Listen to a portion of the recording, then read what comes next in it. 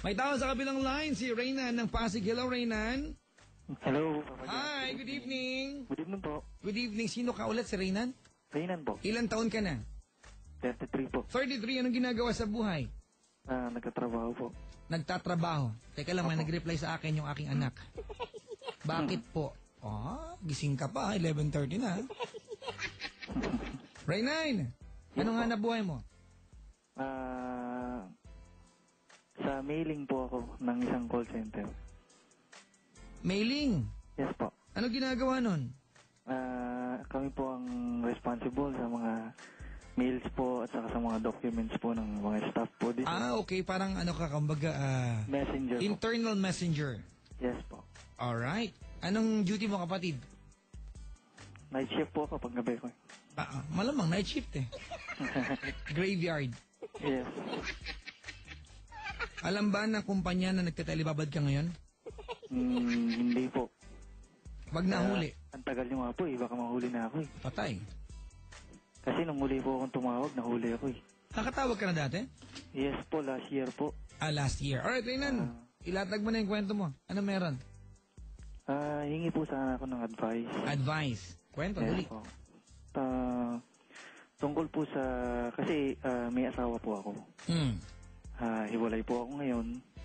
Last year lang po kami naghiwalay. Naghiwalay ka. Gano'ng katagal ka nagsama? 14 years. 14 years. Oh my God. 14 na taong gula? Taon. Yes po. Nagsama kayo. Ba't kayo naghiwalay? Palaging ako may kasalanan. May third party palagi. So madalas ka mag-party. Yes po. Sarap eh. Ulitin mo nga baka. Yes po. Ulitin mo nga. Masarap eh. Are you proud? Hindi naman po. Okay. Joke Nakakapikon. lang po. Joke lang po yan. Hindi magandang biro, ha? Iniwang ka na, gaganyan ka pa. Tarantado Hindi, ka. joke lang po yan. Joke lang po. Ano problema? Bali ngayon po kasi nagpaplano na naman po kami uli na magsama uli. Magbalikan. Magkabalikan. Aha. Kaya lang po, ang problema po, gusto po niyang iwanan ko. Yung mga kaibigan ko ngayon na karamihan po ngayon is puro babae. Dahil nga po nawala na siya ng tiwala sa akin. About nga sa mga babae. Anong sabi mo sa kanya? Hindi ko siya ma-convince na ang mga kaibigan ko ngayon na babae is talagang kaibigan ko sila. Kumbaga palaging nandun pa rin yung duda niya na kapag nagsama kami, yun na naman ang magiging dahilan para maghiwalay kami, yung mga kaibigan ko ngayon. Although nung nagsasama kami, hindi naman itong mga taon to ang dahilan nung paghiwalay namin. Anong gusto mong tanong sa akin? Paano ko siya mako-convince na... Kasi gusto ko na rin po talaga na pagbigyan siya na magsama kami. Ba, ikaw pagbibigyan ng pagkakataon na kapal na mukha mo no? Hindi naman po. Gusto ko rin naman po.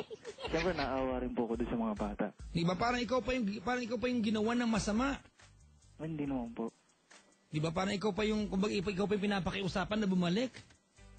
Hindi naman po. Di ba? Ang gwapo mo naman sa paningin mo, pre. Sarap mo patirin. Kaasar.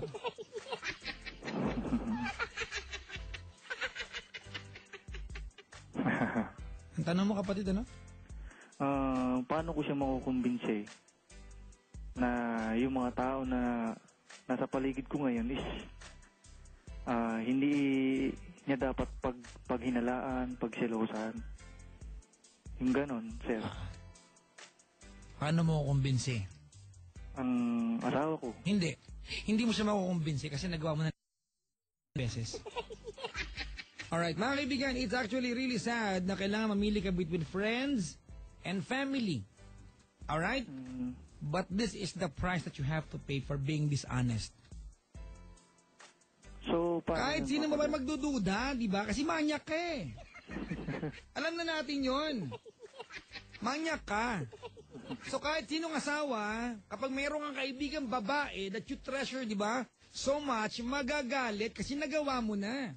So wag makapal ang mukha mo na i-defend yung sarili mo na papadyak kaibigan ko lang talaga sila, hayop ka. Diba? Parang teka lang. You want to go back to your family. You want to go back to your family, tama? Opo. Gusto mong buuin yung family mo ulit. Yes po. It's very wrong to throw away friends, mga kaibigan. That's wrong. Tama? Yes But po. this time you have to make a compromise. You have to do some sacrifices here. May ginawa ka eh. Ba't sana wala kang ginawa? May record ka eh. Ayun nga po eh. Diba? Paano ko ba matatanggal yung record ko na yun sa isip niya? It's going to be forever be there. Nandyan na yan. Habang buhay na nandyan yan. Alright? Yung record nandyan na yan. Pero yung tiwala pwedeng ibalik. Ang tanong, are you giving her the enough reason para mabalik yung tiwala niya sa'yo? Eh, nakikipagbalikan ka ngayon sa kanya. Sabi niya, iwasan mo yung mga kaibigan mo. Mali yung hinihiling niya, pero kung yun yung paraan niya para masatisfy siya, di ba? Na si Reyna, nagbabagong buhay na, bakit di mo magawa? Paano ba yun, Papa Jack? Yung gusto lang niyang susundin ko. Paano naman yung gusto ko? Reynan, alright? You are trying to build a family here, okay? Yes po. Hindi importante ngayon yung gusto mo, okay? Dahil ikaw may nagawang pagkakamali. Ikaw dapat ang naghahabol, di ba? Ikaw dapat ang gumagawa ng malaking sakripisyo para mabalik yung dating format ng relasyon ninyo. If you need to give up some things, some friends, di ba? Para mabuo yung pamilyang meron ka, tsaka mo na isipin yung meron. Kumbaga, tsaka mo na isipin yung mga bagay na gusto mo. Kung hindi ka manyak, di ba, kung hindi ka nagloko dati, sana may karapatan kang umarte ngayon. Kung magsalita ka ngayong gabi, parang ikaw pa yung ginawa ng mali. Hindi naman Di ba, po. kapal na mukha mo ka para sabihin, paano naman yung mga gusto ko? Eh, ng mga pagkakataon nagasama kayo, yung mga bagay na gusto mo, kaya mali, ginawa mo. This time, yung gusto niya, kailangan masunod.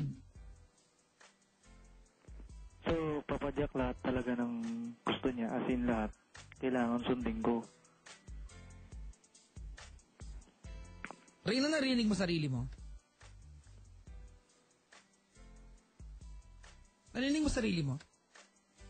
Ano po, Papa Jack? Narinig mo sarili mo? Narinig po. Ha? Naiintindihan mo yung sarili mo? Medyo, naiintindihan ko po. Hindi, para tayong tatanga-tangahan dito eh. Ano ang karapatan mo, Reynan, di ba, na ikaw mismo ang gumawa, di ba, ng terms ng deal ninyong dalawa para magbalikan kayo, kung alam natin na ikaw ang gumawa ng kasalanan kung ba't kayo naghiwalay? Hindi, actually, hindi naman po lahat. Akampusang gala naman, oo. Siyempre, kahit pa paano po, inaamin din niya na meron din siyang mali. Yung maling ginawa niya, alright, yung maling ginawa niya, yung mga normal na pagkakamaling ginagawa pag nasa relasyon ka. Tama, mali? Tama. Ano yung ginawa mo sa kanya? Basta ho. Nang babae ka? Opo. At gusto mong tanungin sa akin, Papa Jack, kailangan ba sumunod ako sa kanya? Kailangan ba siya ang masunod? Hindi ba dapat obvious ang sagot? If you love her, why don't you surrender yourself sa kanya? Sigurado nga po ako nakikinig siya ngayon. Di ba? Kasi alam mo ganito rin na, kung gusto mo lang ng pangarap ng isang buong pamilya, if you just want a portrait of a complete family, nang walang kahalong pagmamahal, huwag ka nang bumalik sa kanya. Because you will be wasting your time. Papa Jack, hindi po ba pagka ginawa ko na i-surrender ko yung sarili ko, hindi ba niya isipin na kaya ko lang ginagawa yun dahil alam ko na may kasalanan akong nagawa sa kanya? Kaya alam mo naman talaga may kasalanan ka eh. Kapusang gala naman para matag... Papa Jack, galit ka ba? Baka high blood din ka dyan. Huwag mo akong pilosopuhin dito, ha? Opo. Huwag kang magsalita dyan na parang as if you care, di ba? Na as if mabuti ang kalooban mo because I really doubt it. Hindi nga po, iniisip ko nga po ganun. Baka po isipin niya, Bakit mo iniisip yung ikaw ngayon? Alright? Bakit mo iniisip? Hindi mo ba naiisip, Reyna, na sinakta mo yung asawa mo? Di ba? That you need to come up with a compromise sacrifices para ma-please siya. Baka nga po, pag ginawa ko na nga po... Huwag ka na makipagbalikan sa kanya. I don't even think na meron ka seryoso, di ba? At totoong motibo para makipagbalikan. Meron po. Diba? Mahal ko talaga sila. Mahal? Opo. Yan ba yung mahal? Opo. Hindi ka pa bumabalik sa feeling nila, nagiging defensive ka na. Asan yan ang pagmamahal? Baka nga po isipin nila... Akang pusang gala talaga. Baka po isipin niya na guilty lang ako sa mga kasalanan ko. Eh, guilty ka nga eh! Kaya po ako nagpapakabait ngayon. Di ba guilty ka nga eh? Guilty ka! Hindi na niya kailangan isipin guilty ka dahil guilty ka! Papa Jack, galit ka ba? Reynan! Opo. Sinasabi mo sa akin, Papa Jack, baka isipin niya na baka guilty lang ako. Tanga! Eh, guilty ka nga eh! Hindi na niya kailangan isipin dahil guilty ka! Baka iniisip niya, hindi taos. Huwag ka na makipagbalikan. Nananawagan po ako sa asawa ni Reynan. Layuan mo itong lalaking to. This guy will never cause you any good in your life. Mayabang, arugante, manyak.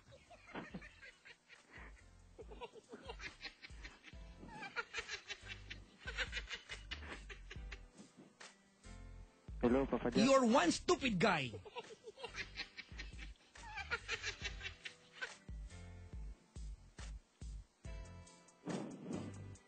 Pusang gala. Ang kapal ng mukha mo. Niloko mo yung asawa mo, di ba, several times. Nakakatuwa ka dahil umaamin ka. Alright? Several times, niloko mo yung asawa mo. Ginawa ko po. You want na magbalikan kayo. At Opo. gusto mo ikaw magbigay ng kondisyon? Eh wala namang ginawang mali yung asawa mo sa'yo? Hindi po, wala naman po kung hinihinging kondisyon sa kanya. Oh my God! Wala po kung hinihingi. So nagsisigaw pala ako dito ng walang dahilan. So ako pala yung, ako pala nagmumukhang gago ngayong gabi. Hindi po. Kaya nga po hinihingi ko ng advice sa inyo. Kung hindi ba siya mapaplastikan sa mga bagay na ipapakita ko sa Reynan, ano bang hinihil ng asawa mo sa'yo? Ang hinihil ng asawa mo sa'yo, okay Reynan, bumalik ka sa buhay namin, give me peace of mind. Ipakita mo sa akin na walang threat sa magiging relasyon natin. Yan ang hinihiling niya sa, di ba? Opo. Huwag nang paligoy-ligoy pa. Iwasan mo rin yung mga babayang kaibigan mo dahil manyak ka. And you cannot give up that part. Hindi mo kayang ibigay sa kanya. Bakit? Mas mahalaga ba yung meron kayong social life mo kaysa pamilya mo? Hindi po.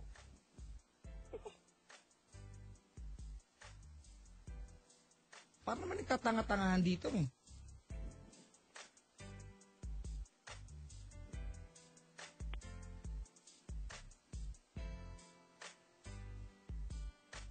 Hello po. Hello, Papa Jack. Hello, Wala nagsimba. Papa Jack naman, no?